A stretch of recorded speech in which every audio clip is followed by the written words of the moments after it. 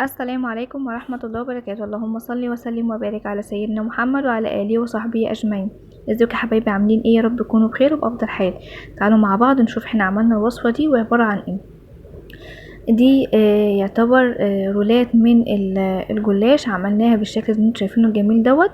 تعالوا مع بعض نشوف احنا عملنا ايه. اول حاجة الحشوة عندي اي ميكس جبن، اي لحوم انت حابة تحطيها، اي فراخ برضو، ممكن تحط شاورما لحمة مفرومة، شاورمة لحمة، شاورمة فراخ، ميكس جبن زي ما انا عملت. انا حطيت فلفل الوان وزيتون وميكس جبن، شيدر ورومي وموتزاريلا والحاجات ديت.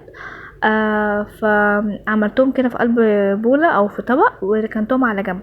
هنا بقى دي التشريبة اللي احنا هنشرب بيها الجلاش بتاعنا. كل اللي عملته ان انا حطيت بيضايه، حطيت عليها ملح، حطيت عليها رشه فلفل، حطيت عليها كوب من اللبن، او ممكن كوبايه من الزبادي، لا دي لا دي. تمام. وركنتها كده على جنب، وفي الاخر حطيت لها معلقه بس كده من السمنه، لان انا يعني هي التشريبه دي اللي هدهن بيها الجلاش بتاعي، الورق بتاعه الطبقات يعني. مش هضيف اي حاجه تانية، فحطيت فيها كل حاجه. وحطيت كمان رشه بسيطه كده، يعني معلقه صغيره من البيكنج باودر، مش الظرف كله، لا معلقه صغيره من البيكنج باودر. يبقى احنا حطينا بيضايه، معلقه من البيكنج باودر، رشه من الملح، فلفل اسود، حطيت كوبايه من اللبن او كوبايه من الرايب او من الزبادي. تمام. كمان حطيت مقدار معلقه كبيره كده من معلقه او معلقتين من السمنه. وببدا امسك كل ورقتين من الجلاش بدهنهم الدهنه ديت. تمام. وبشربهم حلو بالتشريبه بتاعتي. وبعد كده بضيف الحشوه بتاعتي اللي هي زي ما اتفقنا، ممكن ميكس جبن وخضار زي ما انا عملت، او لحوم يعني. فالمتاح عندك، واللي حابه تحطيه حطيه. كمان ممكن مع ميكس الجبن ده تضيفي ايه، تضيفي لانشون، تقطعيه برضو معاهم، هيبقى جميل جدا.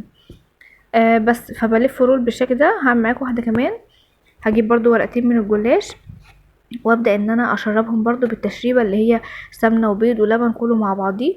وابدا ان انا احط بالشكل دوت. اهم حاجه ان انا اشرب الجلاش بتاعي كويس، عشان لما احط الفرن ويستوي ما يبقاش ناشف معايا. تمام. هبدا بقى ان انا اضيف الحشوه بتاعتي ميكس الجبن، وزي ما اتفقنا اي حاجه ممكن تعمليها. دي لجوع اخر الليل، مثلا روتين بتكوني فيه مثلا مستعجله، عملتي حاجات كتير فبتخلي الغدا او العشاء بتاعك يكون بسيط.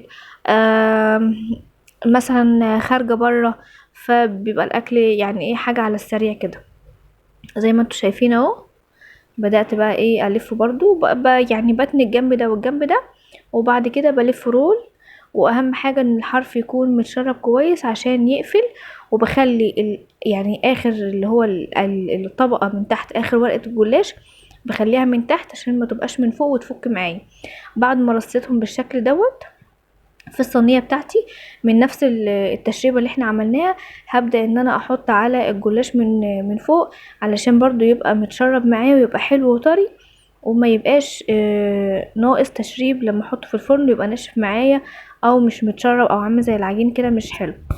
بعد كده بقيت الخلطه بتاعتي اللي هي ميكس الجبن والزيتون والفلفل، حطيتها كده على الوش بعد ما شربت الجلاش بالتشريبه بتاعتي زي ما انتوا شايفين معايا اهو. بعد كده بقى هرجع ان انا اضيف لها برضو قطع من الزيتون كده، يعني ايه تاخد شكل كده ايه يعني، شكل حلو. واضيف لها كمان جبنه موتزاريلا من فوق. ويبقى كده الوصفه بتاعتي انتهت. بحطها في الفرن على درجة حرارة 180 او 200، يعني على حسب الفرن بتاعتك. لو حامية قوي قوي خليها على 180، لكن هي لو فرن تمام السخونية بتاعتها مقبولة ومظبوطة فخليها على 200. تمام مفيش مشكلة. لو هي بقى هو يعني مش حامية وباردة، السخن بتاع يعني الفرن بتاعتك باردة، فلا اعلي بقى عن 200، عشان الناس اللي بتسألني قوي وبتبقى دقيقة في ضبط التايمر بتاع الفرن. فعلى حسب ده، بيبقى على حسب الفرن. تمام. بس فده شكلها النهائي بعد ما خلصتها دخلتها الفرن، خدت اللون الجميل الحلو الذهبي دوت. بصوا شايفين الجمال بجد، تحفه تحفه. وعايزه اقول لكم ان طعمها كان حلو جدا، هي ما قعدتش بصراحه. هنا عايزه اقول لكم ان هي كانت سخنه طلعتها. هي الحروف بتاعتها مقرمشه. لو انت مش حابه اي حاجه فيها مقرمشه طلعيها كده من الفرن وهي سخنه، وروحي بقى ايه حطاها في مغطياها بفوطة 5 بس كده، السخونية بتاعتها تتكتم مع لو هي مقفولة يعني ما تطلعش لبره، البخار يتكتم لجوه، هتلاقيها فكت معاكي وبقت طرية وبقت زي الفل. طبعا لو هي مقرمشة، مش مقرمشة خلاص يعني ما تعمليش الحركة دي، ولو انت حباها مقرمشة فما تعمليش برضو الحركة دي. تمام. بس طلعتها، بدأت ان انا اقطعها بالشكل ده وتفكها من الجوانب عشان ابدأ اطلع احط في الطبق. بتقدميها بقى وبالهنا والشفا، يعني بجد كان طعمها تحفة، جربوها يا بنات.